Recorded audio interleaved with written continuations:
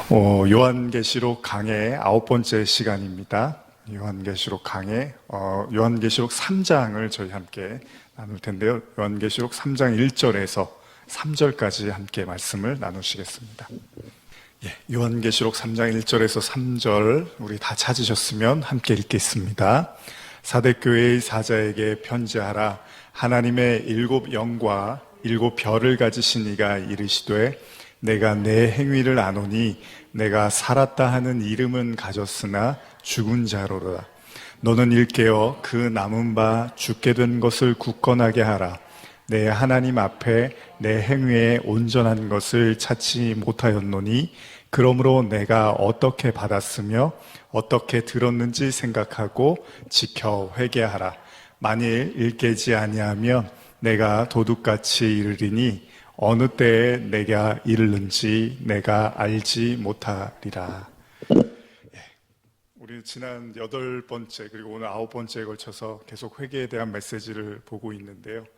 그래서 여러분들한테 이 본문의 말씀이 그냥 회개해라 해서 말씀 들으시는 분한테 무겁지 않을까, 그럼에도 불구하고 이렇게 또 발걸음 해주시고 정말로 하나님의 말씀을 또 사모하고 또 그 말씀에 청종하기 위한 이 자리에 모인 성도분들의 마음에 이 말씀이 더 살아서 성령으로, 은혜로, 사랑으로 오늘도 충만하게 임하시기를 간절히 소원합니다.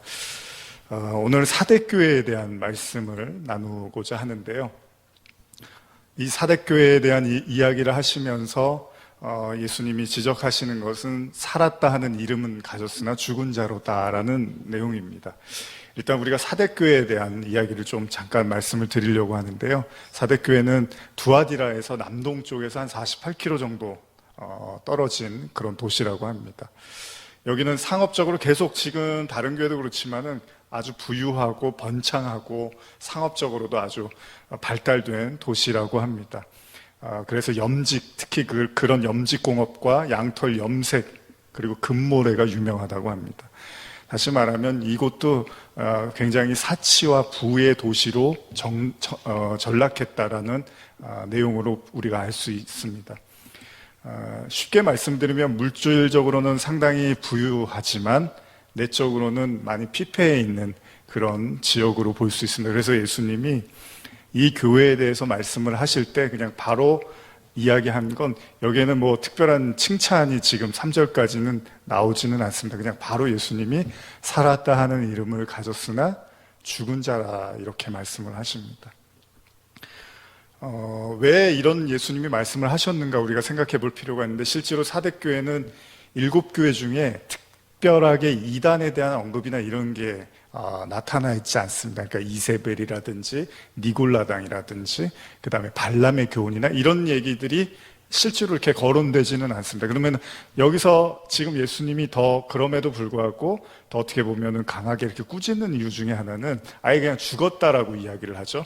그렇게 말씀하시는 이유는 오히려 그렇잖아요. 외부의 핍박이 적다 보니까, 외부의 핍박이 아예 없다 보니까 우리는 그냥 신앙생활을 잘하고 있다고 생각을 할 수 있지만 사실은 그것 때문에 오히려 이교적인, 그러니까 자기도 모르는 사이에 잘못된 신앙관을 가지고 거기에 이렇게 쭉 빨려 들어가서 그 신앙을 옳은 것처럼 할 수도 있다라는 거죠.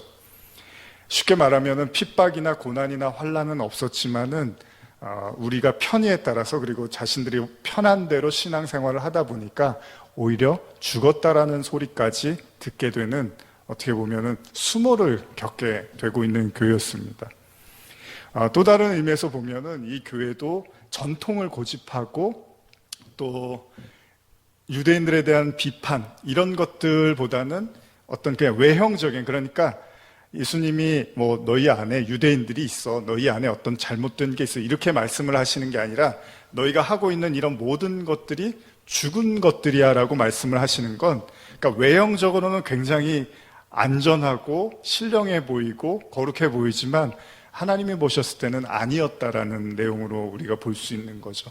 그래서 이런 것들을 이제 예수님이 잘 말씀하시는 것 중에 하나가 그 바리새인들 이야기할 때 예수님이 그 회칠한 무덤이라는 표현으로 주로 많이 쓰신 적, 이게 뭐냐 하면 겉으로 봤을 때는 매우 거룩해 보이지만 실제로는 내용을 갖지 않고 있는 그런 경우에 예수님이 종종 사용하셨던 표현이 회칠한 무덤입니다.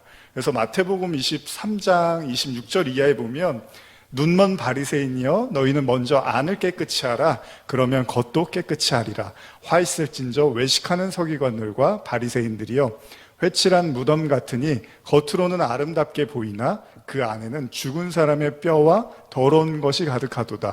이와 같이 너희도 겉으로는 사람에게 옳게 보이되 안으로는 외식과 불법이 가득하도다. 이렇게 말씀을 하십니다. 그러니까 겉과 속이 다르다라는 표현을 하시면서 예수님이 쓰셨던 말씀이 회칠한 무덤이었죠. 지금 이 사대교회가 그런 상황이라는 거죠. 겉으로는 멀쩡해 보이는데 사실은 죽어 있다라는 거죠. 여러분, 왜 예수님이 이런 표현을 쓰셨을까요? 여러분들이 한번 생각해 보시면 어떨까요? 왜 사대교회, 물론 우리가 사대교회에 대해서 구체적으로 뭐 책을 좀 보고 역사적인 어떤 그런 배경도 살펴봐야겠지만 보통 하나님이나 예수님께서 말씀을 통해서 살아있지만 죽었다라고 표현할 때는 어떤 의도에서 그런 말씀을 사용하셨을까요? 우리도 한번 생각해 보는 거죠. 어쨌든 간에 지금 예수님이 말씀하시는 회칠한 무덤은 안에는 죽어 있고 겉은 깨끗해 보이는 것을 의미하고 있는 거죠. 그래서 당시에 회칠한 무덤이라는 게 뭐냐면 무덤은 들판이나 길 옆에 있는 무덤을 가리키고 있는 겁니다. 그러니까 사람들이 쉽게 지나다닐 수 있는, 당시에 가난한 사람들이요 돈이 없다 보니까 그런 이제 들판이나 길 옆에 이렇게 무덤들을 세웠던 것 같습니다. 이때 이제 사람들이 그걸 밟으면 안 되니까 그 위에다가 횟가루를 뿌려갖고 하얗게 거기를 칠합니다. 왜 그런지 아시죠?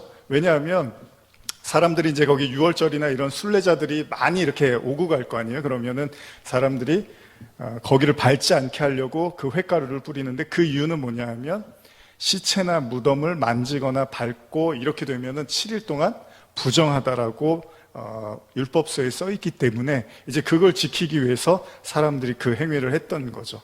그래서 민수기 19장 16절에 보면요, 누구든지 들에서 칼에 죽은 자나 시체나 사람의 뼈나 무덤을 만졌으면 이래 동안 부정하리니, 이게 율법이었습니다. 그러니까 사람들이 생각했을 때 저렇게 행동하면은 저거를 만지면은 부정해지니까 저걸 하지 말아야 된다는 생각에서 이제 했던 행동인데 예수님은 그걸 보고서 막 꾸짖으셨어요.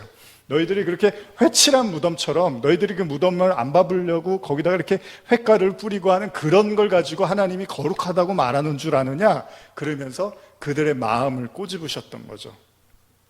여러분들이 잘 아시는 내용입니다. 여러분, 에스겔서 37장에 보시면은 에스겔이 등장을 하고 하나님의 성령에 감동돼서 하나님께서 어떤 골짜기로 끌고 가시죠. 그런데 거기에 가보니까 에스겔이 뭘 보냐 하면 뼈가 가득한 걸 보게 됩니다. 이때 하나님께서 말씀하십니다. 37장 3절인데 그가 내게 이르시되 인자야 이 뼈들이 능히 살 수 있겠느냐 하시기로 내가 대답하되 주 여호와여 주께서 아시나이다. 자, 오늘 우리가 이 말씀을 좀 더 진지하게 심각하게 본다면요, 하나님께서 지금 예수님도 바리새인들을 회칠한 무덤이라고 했지만 그 회칠한 무덤의 내용은 겉은 화려하지만 안에는 뼈만 있다는 거죠. 뼈. 지금 사대교회도 살아있지만 죽어있다라는 거는 사람이 그냥 죽으면 이제 시체가 썩고 뼈만 남잖아요. 그러니까 너희들의 외관은 살아있는 것 같지만 사실 너희는 그냥 죽어있는 뼈와 같아, 해골 같아, 이런 얘기를 하는 거란 말이에요. 예수님도 지금 회칠한 무덤으로 그렇게 말씀을 하시는데 에스겔서에서도 하나님께서 에스겔을 데리고 골짜기로 갔더니 거기 뼈가 있는 데에 데리고 가시는 거죠. 왜 하필 하나님께서 다른 데가 아니라 뭐 짐승이 있을 수도 있고 어떤 피폐한 전쟁의 현장일 수도 있는데 하나님이 에스겔을 데려간 곳은 뼈로 가득한 곳을 데려가시고 거기다 대고서 뭐라고 말씀하시냐면 이 뼈들이 살 수 있겠느냐라고 이렇게 물으신단 말이죠. 그때 에스겔이 주께서 아시나이다 이렇게 말을 합니다. 제가 왜 이 말씀을 드리냐면 살아있다라고 생각했던 그들에게 하나님이 죽었다라고 하는데 사실 예수님이 바리새인들과 유대인과 싸우면서 계속 뭐라고 말씀하셨냐면 너희들이 가지고 있는 신앙은 죽어있는 신앙이야라고 얘기를 하신 거잖아요. 그것 때문에 예수님이 바리새인으로부터 유대인으로부터 계속 공격을 받았던 거죠. 바꿔 말하면 예수님은 내 신앙, 내가 가지고 있는 내가 하나님에 대한 그 경외함과 그 거룩함만이 진짜고 너희들이 갖고 있는 것은 형식에 불과한, 너희가 갖고 있는 것은 외식에 불과한 것들이라고 계속 예수님이 비난을 하니까 나중에는 화가 나서 예수님을 쳐 죽인 거란 말이죠. 그러니까 누구나 마찬가지일 거예요. 지금도 저희가 이렇게 예배를 드리고 있는데 이런 모습을 보고서 이게 다 죽어 있는 거 아닙니까? 이게 다 무슨 의미가 있습니까? 이렇게 한들 이게 무슨 소용입니까? 누가 와서 우리에게 이렇게 말하면 화가 나고 속상할 거 아닙니까?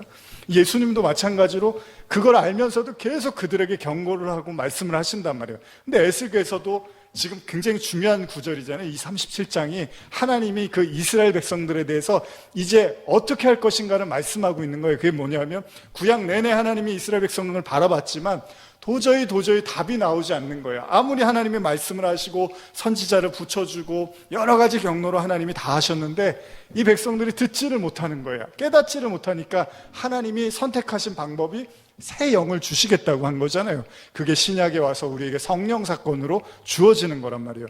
그렇기 때문에 에스겔서 37장은 매우 중요한 장이란 말이죠. 그런데 그 장에서 하나님이 에스겔을 데려간 장소가 뼈가 가득한 곳이라는 거죠. 이따가도 나오겠지만 여러분, 예수님이 어디서 죽으시죠? 골고다에서 십자가에 못 박혀서 죽으십니다. 그 골고다를 다른 말로 하면 뭐라고 그러죠? 해골이라고 그럽니다. 해골. 거기도 뼈가 등장해요. 그러니까 예수님이 십자가를 지실 때 그 아래 해골들이 있었다라는 거죠. 그러니까 해골들 위에 예수님이, 그러니까 뼈들이 가득한 곳에 예수님이 대표로 죽으셨다는 걸로 우리가 이해할 수 있다란 말이죠. 그러니까 그 뼈들을 향해서 하나님께서 이제 성령을 부어주시는 사건이 에스겔서 37장이란 말이에요. 그 얘기는 뭐죠? 뼈라는 거는 살아있는 겁니까? 살아있지 않은 겁니까? 당연히 죽은 거죠.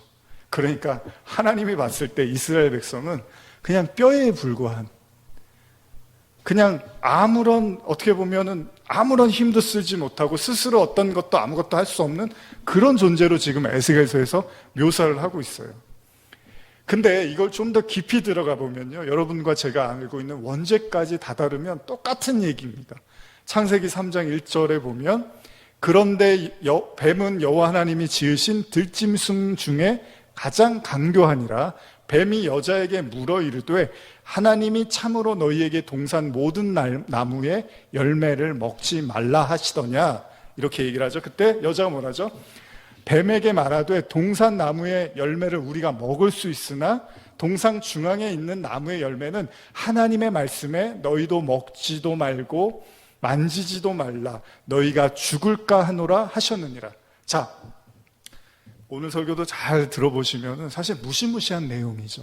왜냐하면 창세기 3장에서 이미 우리를 어떻게 이야기하고 있냐면 선악과를 먹으면 죽을 거야 라고 지금 하와가 알고 있어요. 그래서 하와가 뱀에게 얘기를 해줘요. 이거 먹으면 하나님이 죽는다고 했어. 그랬는데 뱀이 뭐라 그러죠? 4절, 뱀이 여자에게 이르되 너희가 죽지 아니하리라, 이렇게 얘기를 해요. 너희가 그것을 먹는 날에는 너희 눈이 밝아져 하나님과 같이 되어 선악을 알 줄 하나님이 아심이라. 이게 무슨 얘기입니까? 하나님이 선악과를 먹으면 죽는다고 했는데 뱀이 안 죽는다고 하는 거죠. 그러면 모든 인류, 아담과 하와를 비롯해서 모든 인류는 그 선악과를 먹었어요. 그러면 어떻게 된 거죠? 죽은 거죠. 근데 뱀은 안 죽었다고 하는 거죠. 하나님은 선악과를 먹은 것이 곧 죽음이라고 말을 하는데 뱀은 옆에서 그걸 계속 살았다고 얘기를 하는 거예요.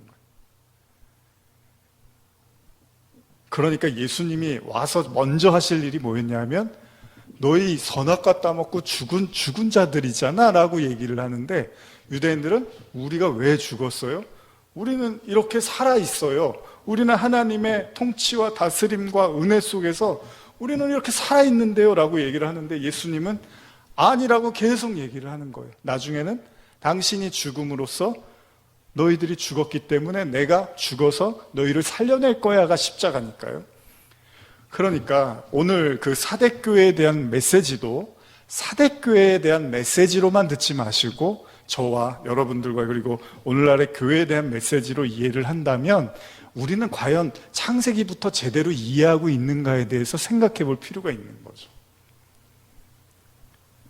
분명 하나님은 선악과를 먹은 것에 대해서 죽음이라고 말씀을 하셨는데 뱀은 아니야, 그게 하나님처럼 된 거야 라고 했단 말이에요.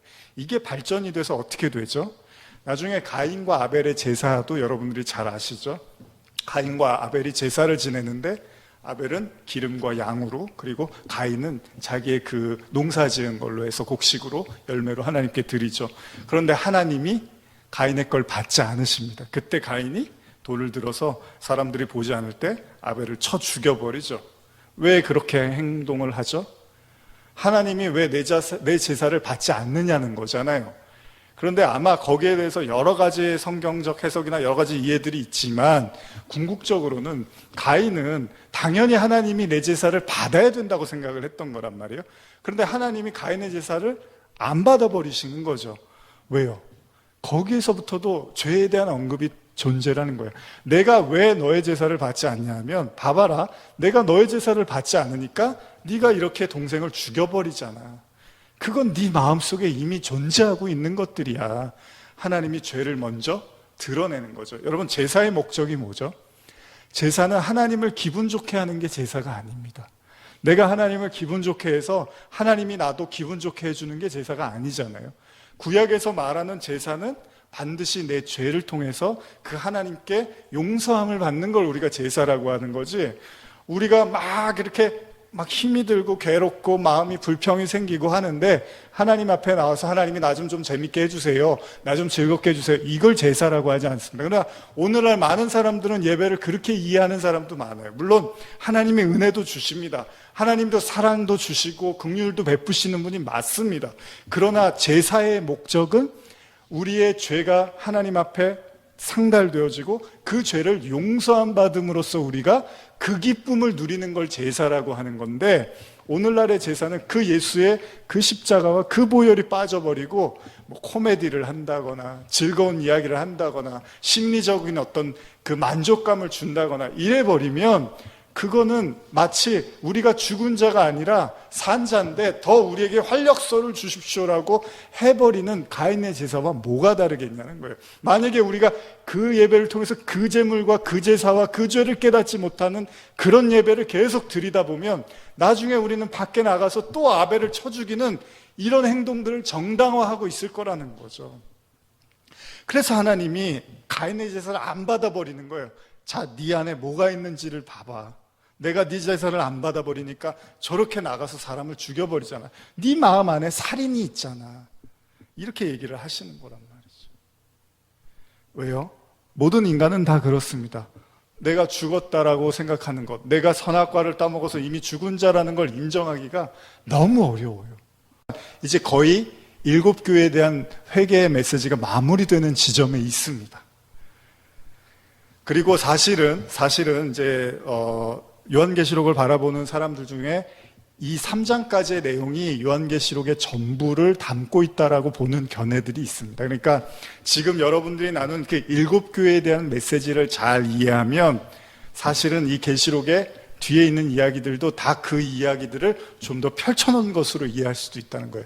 그만큼 사실은 7교회에 대한 메시지가 중요합니다. 여러분, 창세기가 어떻게 시작하죠? 첫째 날, 둘째 날, 셋째 날에서 7째 날로 시작을 하죠. 계시록도 7교회로 마무리를 하는 거죠. 7 인을 떼고 뭐 7 대접을 붓고 다 7이 다 뭐죠? 말씀입니다. 어떤 말씀이요? 나를 안식에 7일 안식에 이르게 하는 그 말씀. 그러나 그 말씀이 그냥 한 번에 안식에 이르게 하는 건 아닙니다. 우리가 반드시 육신이라는 6이라는 그 말씀을 통과해서 그 7에 이르게 하는 거니까 반드시 우리는 그 말씀이 때로는 우리에게 환난으로 다가오기도 해요. 그러나 우리가 그 안에서 정금같이 깨어지고 부서지고 녹아져서 하나님의 그 거룩한 그리스도의 그 은혜만이 남겨지면 우리도 그 7에 하나님의 그 완전수인 은혜인 안식인 그 7으로 우리를 하나님이 백성으로 삼아주시는 거죠. 그러나 그러기 위해서는 가장 먼저 우리가 선악과를 따먹은 죄인이구나. 근데 그 죄인이 그냥 어떤 여러분과 제가 앉아서 옛날에 이렇게 잘못한 것들, 옛날에 실수한 것들, 아니면 여러분들도 이렇게 가끔 찾아가서 미안하다고 말하고 싶은 사람들이 있거나 아주 오래전 일이지만은 마음속이나 생각에서 이렇게 잊혀지지 않고 문득문득 생각나는 그런 정도의 선으로 하나님이 우리의 양심을 지금 두드리는 게 아니라 선악과를 따먹은 인간은 절망과 죽음과 가능성이 없는 상태라고 에스겔서의 마른 뼈로 보여주시는 거고, 예수님은 회칠한 무덤이라고 말씀을 하시는 거고, 지금 사대교회는 살아있는 것 같지만 죽었다라고 말씀을 하고 계시는 거죠. 우리 한번 마태복음 23장 13절에서 15절 한번 성경 있으신 분들은 찾아보시겠습니다. 예, 찾으신 분들은 같이 읽겠습니다. 화 있을진저 외식하는 서기관들과 바리새인들이여, 너희는 천국문을 사람들 앞에서 닫고 너희도 들어가지 않고 들어가려 하는 자도 들어가지 못하게 하는도다. 화 있을진저 외식하는 서기관들과 바리새인들이여, 너희는 교인 한 사람을 얻기 위하여 바다와 육지를 둘이 다니다가 생기면 너희보다 배나 더 지옥 자식이 되게 하는도다. 아주 무서운 얘기인데요. 제가 현대어로 한번 더 읽어드릴게요. 화가 있으라. 너희 바리새파 사람들과 종교 지도자들아, 이 위선자들아, 너희는 하늘나라의 문을 가로막고 서서 너희 자신도 들어가지 않고 다른 사람들도 못 들어가게 하고 있다. 과부들의 집에 가서 그 가산을 몽땅 삼켜버리고도 길거리에 나가서는 남에게 거룩하게 보이려고 길게 기도하는 이 위선자들아, 그렇다. 너희 같은 위선자들은 화를 받을 것이다. 너희는 겨우 한 사람을 개종시키려고 바다와 육지를 두루 다니다가 개종시킨 다음에는 그 사람을 너희보다 배나 더 악한 지옥의 자식으로 만들고 있다. 무서운 얘기죠. 이런 얘기를 예수님한테 들은 거예요. 당시 종교 지도자들이. 그것도 그냥 일반 지금으로 말하면 성도들이 아니죠. 목회자라든지 그 이상의 힘과 권력을 가졌던 사람들한테 예수님이 이렇게 대놓고 얘기를 해버리는 거예요. 뭐라고 합니까? 너희는 천국 문을 사람들 앞에서 닫고 너희도 들어가지 않고 들어가려 하는 자도 막고 있다. 무슨 말이죠? 그들이 전하는 말씀이나 그들이 전하는 모든 신앙행위는 다 죽은 거라는 거예요. 그거 갖고는 천국에 못 들어간다라고 예수님이 아주 엄포를 하는 겁니다. 그러면서 심지어는 뭐라고 합니까? 너희는 교인 한 사람을 얻기 위하여 바다와 육지를 열심히 전도를 해요. 열심히 어떻게든 모아요. 사람들을 데리고 오고 어떻게든 한 사람이라도 더 앉혀놓으려고 하는데, 그렇게 해놓은 다음에 한다는 짓이 배나 더 지옥 자식이 되게 한다는 거예요. 그러니까 저희 교회가 말씀 공동체라고 이름을 붙이는 게, 하나님의 말씀이 정말 중요하잖아요. 결국은 말씀이 왜곡되고 말씀이 오해되고 말씀이 곡해되고 말씀이 사람들의 취향이나 감성이나 사람들의 어떤 욕망에 이렇게 섞여버리면 그 말씀이 하나의 교회의 어떤 주축을 이루고 신앙의 어떤 성도들의 그 철학을 이루는데, 그 말씀이 잘못 들어가기 시작하면 결과적으로는 그것들로 인해서 어떤 교회가 이익을 본다거나 교회가 어떤 그것들로 인해서 많은 찬사는 받을 수 있겠지만, 그것이 만약에 천국문으로 들어가지 못하게 하는 말씀이면 이거는 평생을 헛짓을 하는 거죠. 만약에 저도 마찬가지고 그런 제가 전하는 말씀들이 그런 어떤 배나 더 지옥 자식으로 되게 하는 그런 말씀을 저도 여기서 전하는 거면 저도 죽고 그 말씀을 듣는 사람도 죽는 거잖아요. 그러니 어떻게 말씀 전하는 자리에서 진지하지 않을 수가 있겠습니까? 어떻게 말씀 전하는 자리에서 말씀을 대면하면서 어떻게 그냥 이렇게 장난을 할 수 있겠냐는 거죠. 물론 뭐 여유도 있을 수 있고 농담도 할 수 있지만, 제가 드리는 건 정말로 그 말씀 자체를 우리가 맡은 자들이라면 어떻게 우리가 이렇게 가볍게 경거망동할 수는 없는 거죠. 여러분들이 잘 아시는 홈리와 비느하스 이야기 있죠. 근데 나중에 그 말씀을 이렇게 혼합해서 섞어서 자기네들 마음대로 재물을 마음대로 해버리면서 하나님이 아주 대노를 해서 죽여버리시잖아요. 사실은 하나님 말씀을 전하는 사람들은 정말 진지해야 됩니다. 의사들이 뭐 정말 시도 때도 없이 수술 환자들이라든지 뭐 응급실 가보면 난리잖아요. 그러니까 의사들이 정말 긴장을 안 하면 안 할 수 없는 그런 상황들을 우리는 많이 보죠. 뭐 간호사분들도 마찬가지지만요. 그 사람들 장난하지 않잖아요. 거기서 뭐 이렇게 가볍게 뭐 그러든지 말든지 죽든지 말든지 이런 사람은 없잖아요. 근데 여기서 전하는 말씀은 그런 목숨이 아니라 목숨 이후의 영원에 대한 이야기를 하는 건데, 여기서 우리가 지금 예수님이 죽었다라고 얘기를 하는데, 살아있지만 죽었다라고 얘기하는데, 우리가 만약에 그런 말씀이 듣고 싶지가 않고 별로 별로 그렇게 생각하고 싶지 않을 수도 있잖아요, 사람들이. 근데 그렇다고 해서 그냥 패스해버리면 끝이냐는 거예요. 그건 아니잖아요. 그러니까 계시록은 더 그렇죠. 더 진지하게 우리가 볼 수밖에 없는 거죠. 그렇습니다. 예수님은 그러니까 본인은 돌을 맞아서 결국 십자가 처형을 당하지만 그렇게 말을 한다는 건 예수님도 정말 이게 아니라는 것에 대해서 너무나 확실했던 거잖아요. 그러니까 다 99%가 다 예스라고 하는데 예수님 혼자만 노라고 하니까 그거 하나 없애버리면 될 거라고 생각을 하는 거잖아요. 근데 없애버리니까 성령이 오셔버렸네. 그러더니 제자들이 다 예수님처럼 그러고 돌아다니는 거죠. 물론 하나님의 하는 일은 막을 수는 없는 거죠. 그러나 우리가 하나님의 말씀을 들여다볼 때 우리는 그런 심정을 가질 수밖에 없는 거죠. 아마 여기 계신 분들도 다 같은 저하고 마음일 줄 압니다.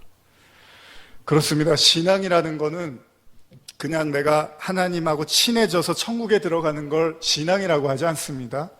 하나님만 가지고 있는 그 생명을 내가 갖게 됨으로써 그 영생에 참여하는 걸 신앙이라고 하지, 내가 하나님하고 많이 친해져 갖고 하나님이 천국 앞에서 그래 너 나하고 친하니까 교회도 많이 나왔고 너 그래도 신앙생활 열심히 한 거 내가 알아 그러니까 천국 들어가, 그걸 신앙이라고 하지 않습니다. 신앙은 죽을 수밖에 없는 어떤 구원이 불가능한 상태에 있는 사람이 하나님의 은혜로 이렇게 꺼냄을 받고 건짐을 받는 걸 구원이고 은혜라고 하는 거지, 그냥 원래도 잘 살고 있었는데 하나님 믿어갖고 더 잘 살게 되고 인격도 좋아지고 내가 사람 됐어, 이걸 신앙이라고 하지 않습니다. 이게 니고데모가 한 방에 얻어 맞았던 게 이거잖아요.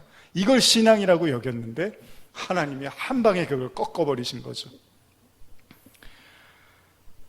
여러분, 자기가 죽어 있다라는 그 선악과를 따먹고 죽은 자라는 걸 모르는 자들은 결국은 그 성도들을, 그 하나님의 백성을 어디로 몰고 가겠습니까? 죽음으로 몰고 갈 겁니다. 이거는 아주 중요한 이야기인 거죠. 그래서 에스겔서 37장 4절 이하 제가 읽어드리면, 또 내게 이르시되 너는 이 모든 뼈에게 대하여 이르기를 너희 마른 뼈들아 여호와의 말씀을 들을지어다. 주 여호와께서 이 뼈들에게 이같이 말씀하시기를 내가 생기를 너희에게 들어가게 하리니 너희가 살아나리라. 그러니까 이 뼈가 살아날 수 있는 유일한 방법은 하나님의 생기라는 거잖아요. 성령이라는 거잖아요. 그러나 그 성령이, 그럼 예수님이 오시지 말고요, 그냥 성령이 오시면 되잖아요. 신약을 딱 출발하면서 세례 요한의 모태에서 성령을 충만하게 주셨다며, 그러면 다른 사람들도 그냥 처음부터 성령을 부어주시면 되잖아요. 근데 뭐하러 예수님이 제자들을 3년을 데리고 다니면서 말씀을 가리키냐는 거죠. 왜요? 그들을 회개케 하셨죠. 그래서 예수님도 하시지만 회개하고, 바울도 그러지만요, 회개하고 성령을 받아라 라고 얘기를 하는 거죠. 그러니까 말씀으로 두드리시는 거죠. 그리고 우리가 이제 부활주일도 맞이하고 있지만은 말씀으로 베드로도 계속 예수님이 두드렸는데 도무지 이게 깨지지가 않아요. 내가 죽은 자가 아니고 내가 하나님도 사랑하고 예수님도 사랑하는 사람인데, 근데 나중에 예수님을 배신하고 나서야 내가 죽은 자였구나, 내가 가짜였구나, 이걸 깨닫는 과정이었잖아요. 그게 딱 3년 반 걸린 거죠. 그래서 계시록에도 이제 그런 표현들이 나옵니다. 날짜라든지 일수로 해갖고 결국 공생애를 통해서 예수님이 회개케 하신 시간이었다라는 거죠. 마찬가지입니다. 그 뼈들에게 그냥 생기를 불어넣으면 되지만 먼저 하나님이 37장 4절에 너희 마른 뼈들아 여호와의 말씀을 들을지어다 라고 이야기하고, 그리고 생기를 부어주시는 거죠. 그러니까 먼저 우리는 말씀을 통해서, 여러분 스데반도 결국 돌 맞아 죽을 때 설교하다가 죽잖아요. 설교를 열심히 하는데 사람들이 화가 나고 이가 막 갈리면서 스데반한테 돌을 던져요. 스데반 그거 안 하고 그냥 기도만 하면 되잖아요. 저 사람들한테 성령 부어주세요, 저 사람들 예수님 믿고 성령 받게 해주세요. 아니요, 근데 누군가는 그 말을 하는 사람이 있어야 되는 거죠. 다 앉아서 골방에 모여서 기도만 하면 되잖아요. 그건 아니잖아요. 누군가는 너희들이 왜 죄인이고 왜 하나님이 우리를 죽었다고 하는 건지, 그리고 너희가 왜 하나님의 말씀이 아니군 다시 살아날 수 없는 존재임을 자각하게 외치는 자리, 이걸 선지자라고 하는 거잖아요. 말씀을 통해서 회개케 하시고 하나님은 성령이라는 은혜를 부어주시는 거죠. 물론 요한처럼 모태에서 그냥 충만하게 하시기도 하지만 그건 하나님의 방법이고 하나님의 뜻인 거죠. 우리는 알 수는 없는 거죠. 그러나 예수님을 통해서 보여주신 것은, 제가 나중에 설교를 요한복음 하면서 하겠지만 결국 요한도 나중에 갈등을 합니다. 나중에 그 예수가 맞습니까? 라고 의심을 하게 되죠. 다 똑같은 인간으로서 겪어야 되는 과정들이 있는 거죠. 어쨌든 간에 그 말씀을 통해서 하나님이 생기를 부어 넣어 주십니다. 여러분, 이 생기를 받은 자들, 그리고 이 생기가 필요한 자들은 누굽니까?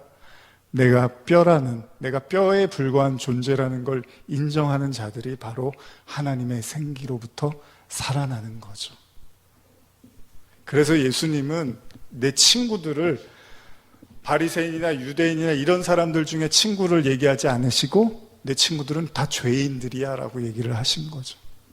죄인들만 예수님이 받아들일 수가 있는 거예요. 죄인이 아닌 사람들은 예수님이 받아들일 수가 없어요. 왜냐하면 아무리 좋은 의사가 있어도 환자한테 가는 거지 안 아프다고 하는 사람한테는 예수님이 필요가 없는 거죠.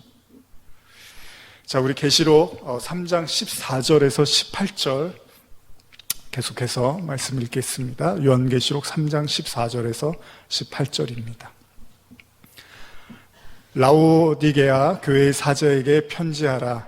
아멘이시오, 충성되고 참된 증인이시오, 하나님의 창조의 근본이시니가 이르시되 내가 내 행위를 아노니 내가 차지도 아니하고 뜨겁지도 아니하도다. 내가 차든지 뜨겁게 하든지 하기를 원하노라. 내가 이같이 미지근하여 뜨겁지도 아니하고 차지도 아니하니 내 입에서 너를 토하여 버리리라. 내가 말하기를 나는 부자라 하여 부록 것이 없다 하나 내 곤고한 것과 가련한 것과 가난한 것과 눈먼 것과 벌거벗은 것을 알지 못하는도다. 내가 너를 권하노니 내게서 불로 연단한 금을 사서 부요하게 하고 흰 옷을 사서 입어 벌거벗은 수치를 보이지 않게 하고 안약을 사서 눈에 발라보게 하라. 제가 갑자기 3절에서 14절로 넘어가는 건요, 마찬가지입니다. 이 라오디게아 교회도 마찬가지로 문제점을 지금 이야기를 하면서 17절에 내가 말하기를 나는 부자라 부요하여 부족한 것이 없다 하나 내 곤고한 것과 가련한 것과 가난한 것과 눈먼 것과 벌거벗은 것을 알지 못하는도다, 이런 이야기가 나오죠. 그러니까 지금 사대교회도 그렇고 라오디게아 교회도 그렇고 지금 문제점은 뭐냐면 스스로는 부유하다고 부유하고 부자라고 하고 살아있다고 하지만 하나님은 죽었다고 하고 공고하다고 하고 벌거벗었다고 이야기를 하는 거죠. 그러니까 이런 시각의 차이를 깨기가 참 어려운 거고, 여러분, 그래서 말씀이라는 건 우리가 생각하는, 그러니까 우리가 원하는 쪽으로 우리는 이제 말씀을 틀어버리고 싶은 거죠. 그러니까 여러분, 우리는 부자입니다. 여러분, 우리는 부요가 합니다. 우리는 하나님이 도와주시니까 부족한 게 하나도 없습니다. 여러분, 이 당시에 교회도 그렇게 말 안 했겠습니까? 이 당시에 교인들이 모여서 부자라 그러면서 막 잘난 척하고 그러고 돌아다녔겠습니까? 아니잖아요. 분명히 모여서 하나님이 우리를 축복하시니까 우리는 부자입니다. 하나님이 우리를 채워주시니까 우리는 부족할 것이 없습니다. 아마 이렇게 다 했을 거예요. 교회니까. 그런데 하나님은 그런 말을 안 해서 하나님의 문제를 삼은 게 아니라 너희들이 지금 뭔가 근본적인 것을 잘 이해하고 있지 못하는구나라고 하나님은 그들의 어떤 기본적이고 본질적인 이야기를 하고 계시다는 거죠. 그래서 마가복음 12장 27절에 하나님은 죽은 자의 하나님이 아니요 산 자의 하나님이다라고 이야기를 하는 거고, 너희가 크게 오해했다라고까지 말씀을 하시는 거죠. 여러분, 이게 무슨 말씀입니까? 사람들이 이 얘기를 듣고 나서 굉장히 당황을 합니다. 아니, 우리가 지금 구약부터 지금까지 우리가 살아계신 하나님만 믿었는데 우리 보고 지금 하나님이 산 자의 하나님이지 죽은 자의 하나님이 아니라고, 이런 얘기는 너무 충격적인 거잖아요, 당시 유대인들한테는. 그래서 이 이야기 다음에 서기관 중 한 사람이 그들이 변론하는 것을 듣고 예수께서 잘 대답하신 줄 알고 나와 묻되 모든 계명 중에 첫째 가는 게 뭐냐 이렇게 묻습니다. 그때 예수님이 대답하시되 첫째는 이것이니 이스라엘아 들으라. 주 곧 우리 하나님은 유일한 주시니라. 내 마음을 다하고 목숨을 다하고 뜻을 다하고 힘을 다하여 주 너의 하나님을 사랑하라. 그리고 둘째는 이것이니 내 이웃을 내 자신과 같이 사랑해라. 이보다 더 큰 계명이 없다. 자, 예수님이 산자의 하나님, 죽은 자의 하나님이 아니라고 이야기하시면서 하신 말씀이 이 말씀입니다. 그러니까 성경의 본질이나 율법의 본질인데, 문제는 뭐냐면 이 이야기가 구약에도 계속 나오는 얘기죠. 너희는 하나님을 목숨을 다하고 생명을 다해서 사랑해라고 구약에서도 계속 말씀을 하고 계셨어요. 그러니까 문제는 뭐냐면 이스라엘 백성들도 잘 알고 있었어요. 그리고 누구보다도 열심히 하나님을 사랑했단 말이에요. 지금 오늘날도 마찬가지 아닙니까?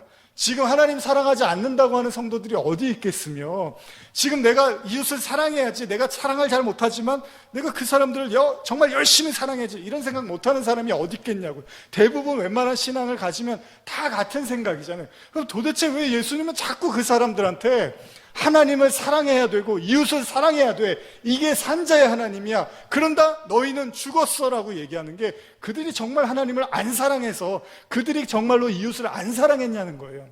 지금도 유대인들은 시장에서 물건 팔다가 남은 거 다 그 가게 앞에다가 둔대요. 그러면은 주말에 배고프고 가난한 사람들 와서 가져가라고 아주 꼼꼼하게 예쁘게 싸갖고 그것도 넉넉하게 시장 앞에다가 이렇게 둔대요. 지금 우리 그 성도분, 그냥 그리스도인들보다도 오히려 더 아주 친절하고 더 사랑으로 대할지도 몰라요, 지금의 그 유대인들이.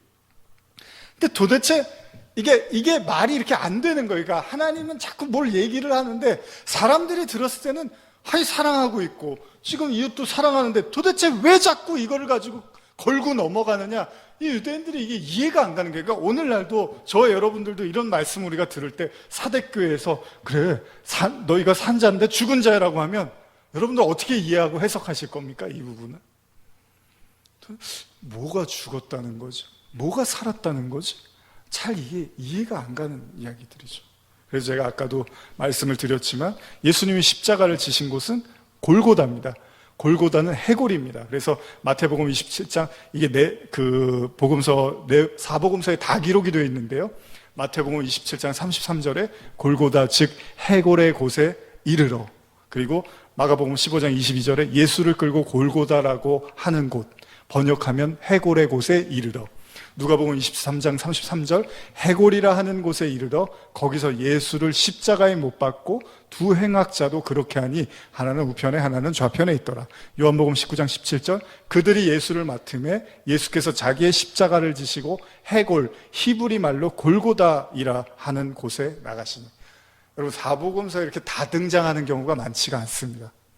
뭐 3개만 있거나 2개만 있거나 1개만 있거나 이런 경우가 있는데, 지금 이 해골이라는 뜻은 사복음서에 다 등장을 합니다. 그런데 예수님이 그 해골이라는 그 곳에 이르러서 십자가에 못 박힘을 당하고 죽으셨다라는 거잖아요. 그러면서 요한복음 19장 30절에 예수께서 신 포도주를 받으신 후에 이르시되 다 이루었도다 하시고 머리를 숙이니 영혼이 떠나가니라, 이렇게 말씀을 기록하고 있어요. 그러니까 그 해골이라는 곳에서 예수님이 십자가를 지시고 죽으면서 모든 걸 다 이루었다라고 말씀을 하시는 거잖아요. 너무 잘 아시는 복음이잖아요. 자, 예수님은 뭘 위해서 죽으신 거죠? 죽은 자를 위해서 죽으신 거라는 거죠. 그런데 오늘날도 그렇고 이 당시도 그렇고 내가 살았다라고 하는 자들은 그 십자가하고는 아무 관계가 없는 거예요. 제가 예전에도 그런 말씀을 가끔 드리는데, 나는 어려서부터 신앙생활을 잘 했어, 뭐 모태신앙이야, 이렇게 이야기하는 사람들 종종 있잖아요. 나는 하나님을 한 번도 떠난 적이 없어, 나는 하나님을 한 번도 벗어난 적이 없어. 이런 신앙은 죄인이 아닌 거예요. 베드로처럼 처절하게 내가 예수를 3번이나 저주할 수밖에 없는 그게 나구나라는 걸 깨닫지 못한 그 사람에게 십자가는 아무 의미가 없습니다. 그 사람들은 그냥 종교 행위를 하는 걸 수도 있어요. 그냥 그 사람들은 그냥 처음부터 산자의 하나님을 믿었다고 생각하고 죽을 때까지 그냥 산자의 하나님만 믿었다고 생각할 수도 있을 거예요. 마찬가지입니다. 말씀을 전하는 사람도 똑같습니다. 저도 마찬가지고 나는 지금까지 신학교를 다니고 그 전에 중고등부를 다니면서 또 대학 청년 그리고 그 이후에 결혼해서도 정말 하나님을 내가 정말 멀리 떠난 적이 없어요 라고 말한다면 그건 십자가하고 아무 관련이 없는 사람이라는 거예요. 성경은 그런 사람은 존재하지 않아요. 예수님은 골고다에서 해골의 대표, 뼈들의 대표로 죽으셔서 성령을 우리에게 보내신 건데 뼈인지 모르고 있고 내가 죽은 자인지를 모르고 있으면 그 십자가는 아무 의미가 없는 겁니다. 그 사람에게는. 그러나 지금 여러분들이 이 말씀을 듣고 그래, 내가 산자가 아니지. 내가 그 선악과를 따먹고 그 뱀의 말을 듣고 그 따먹은 그 선악과로 말미암아 정령 죽게 된 자가 맞지라고 고백하면 여러분들의 그 골고다의 그 십자가는 여러분들의 십자가고 여러분들은 산자가 되는 거죠. 그러니까 사대교회의 문제가 뭐였겠습니까? 그 앞에 있는 교회들에서 예수님이 계속 경고한 게 뭐였죠? 유대인들은 사당의 회당이고 유대인들은 그들은 실제로는 사단이다라고까지 얘기를 하잖아요. 그러면 사대교회의 근본적 문제는 그 유대교의 전통을 그리스도교, 기독교 안에 그대로 들어와서 여전히 유대인들과 같은 그 영지주의적 관점을 가지고 나는 이미 구원받았어, 나는 이미 하나님이 택하셨어, 나는 율법만 잘 지키면 아무 문제 없어라고 그렇게 치장하고 있는 믿음을 가진 자들, 그들은 죽은 자들이야 라고 예수님이 말씀을 하시는 거죠. 근데 본인들은 살아있다고 생각을 했던 거예요. 이 말씀도 가벼운 얘기가 아니잖아요. 그죠? 이게 간단한 얘기가 아닌 거예요. 그러니까 우리가 첫 단추를 잘못 끼우면 망한다고 하잖아요. 나중에는 계속 삐뚤어질 수밖에 없다고 하잖아요. 결국은 창세기에서 그 원죄를 이해를 하지를 못하면 마지막 계시록 가서도 이렇게 헤매고 있는 거예요. 우리 살아있잖아. 아니, 하나님은 창세기 열자마자 죽었다고 얘기를 하고 시작을 하는데 사람들은 끝까지 살아있는 걸로 착각하고 있는 거예요. 그 사람들한테는 십자가, 은혜, 구원, 사랑 의미가 없는 거예요. 왜? 본인의 그 깨끗함과 청결함과 자부심으로 구원받을 거니까 그 사람들은.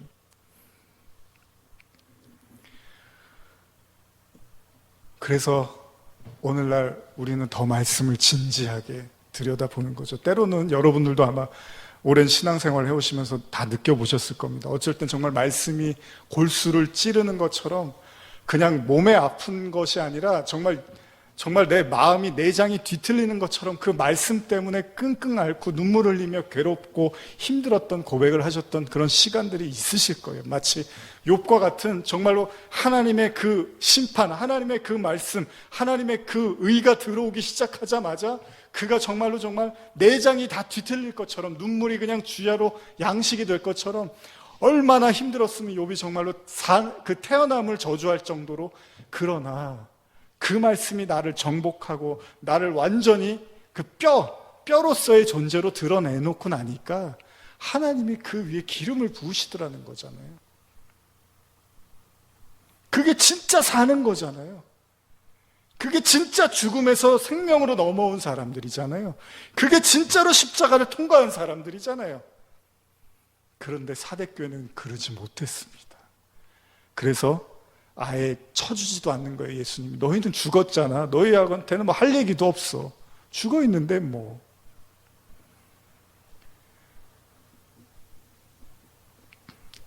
그러나 3장 4절에서 6절 읽고 이제 마무리하겠습니다. 시작.